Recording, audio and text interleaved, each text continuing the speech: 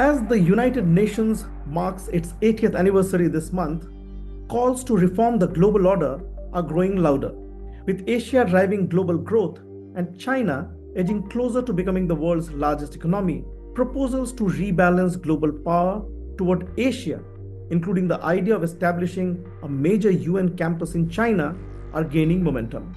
To discuss what a fairer system of global governance could look like, I'm joined by Professor Jeffrey Sachs, one of the world's leading economists and a prominent voice on sustainable development and international cooperation.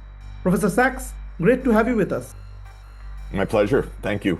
You recently proposed the idea of establishing a major UN campus in China. Could you walk us through the thinking behind this proposal and why you believe it is important at this moment? We need the UN more than ever.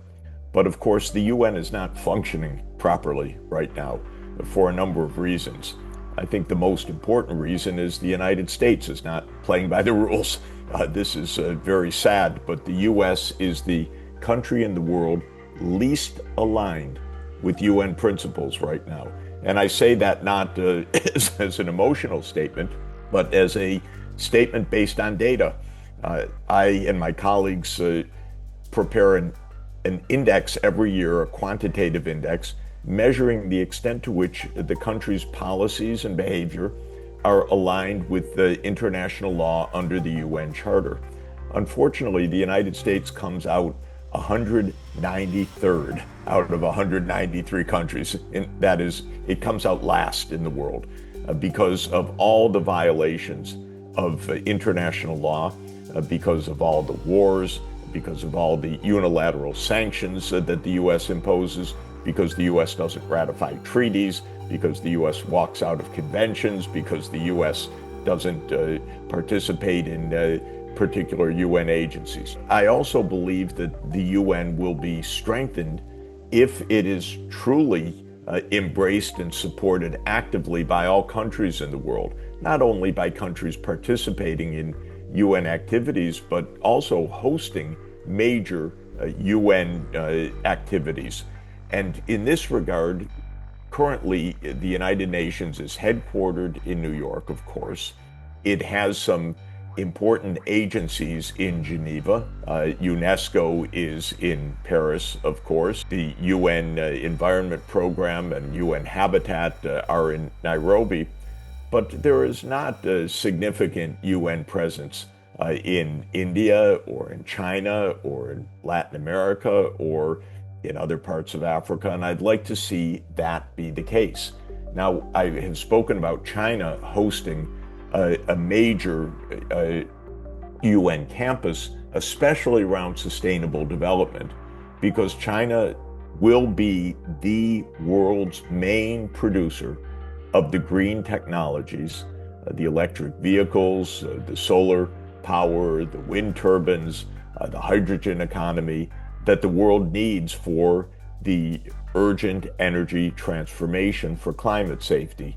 So it seems to me that China could be host of a major campus devoted to sustainable development and the energy transformation, and that this would be a great benefit for the world and a great bolstering of the UN, of course, in China, such an important country, but also worldwide. When the UN was created, for example, the environmental issues were not even recognized as issues.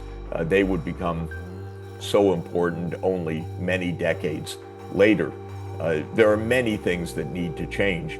We need an upgrading for the 21st century, a UN 2.0. Today, as you mentioned, besides the UN headquarters in New York, most major UN offices remain in the Western world, with the UN office in Nairobi perhaps the only one in the global South, an exception. 80 years on, in a world that we are living, does this arrangement still make sense, or we need more reforms to these global institutions? The relative position of the United States in 1945 and in 2025 are very, very different. In 1945, the United States emerged from World War II not only as a powerful country, but as the only major power that was not damaged by the war, destroyed by the war. U.S. industry at the end of the war was not only technologically superior and in scale superior, it was unrivaled in its role in the world economy. Arguably, in the late 1940s, it was perhaps around 30% of world output. Now, China was an impoverished country that had lost millions during the war. The Soviet Union had lost 27 million people to Hitler's invasion, and so much of society and the economy had been destroyed. The U.S. could call the shots, and for several years it did so constructively, I would say, helping to establish the UN, helping to establish basic principles of reopening trade and reopening global cooperation. But then the U.S. went off on its own. We had the Cold War, we had the conflicts, but also, of course, we have had the rise of China and other parts of East Asia. We have the economic rise of India. We have the fast growth of the emerging and developing economies, which consistently outpace the high-income countries of Europe and the United States. And so we have what is called a process of economic convergence, meaning that the share of the U.S. in the world economy, the dominance of the U.S. in the world economy is much, much less than it used to be. The U.S. share of world output is perhaps 14 to 15% of world output on some measures right now, with China being a larger economy than the United States based on purchasing power.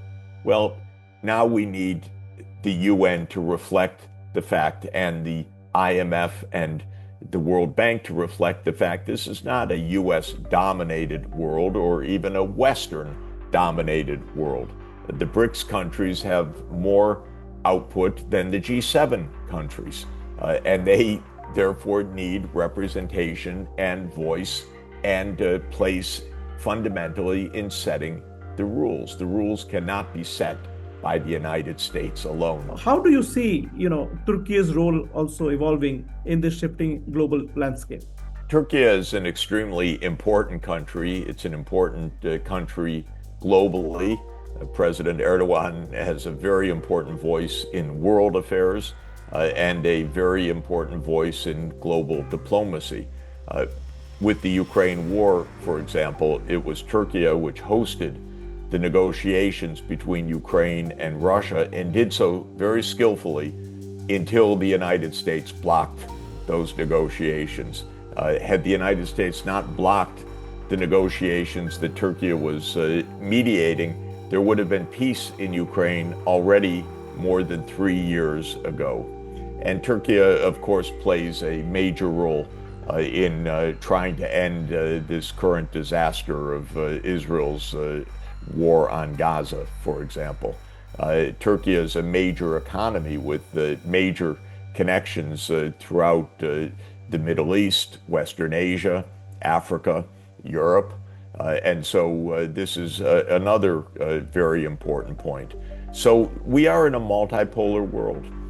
And I think the most important fact for the world economically is that neighbors should actually get along. One of the main reasons why neighbors don't get along is that the great powers often instigate divisions.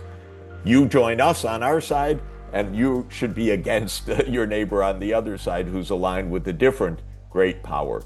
But this is a pernicious divide and conquer mentality of the big powers. The United States plays that game often, trying to pit countries within a region against each other, actually, and thereby keep a foothold in the region. So this is another part of the story.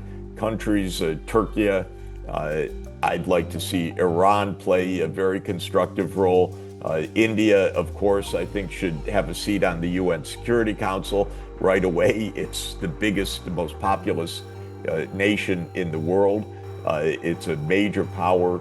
It wasn't even a country in 1945 when the seats were allocated in the UN, but here we are in 2025, and it's a geopolitical reality that's very important for the legitimacy and solutions of the UN, well, there are many others that are very important, Brazil and Indonesia, and one could make a long list.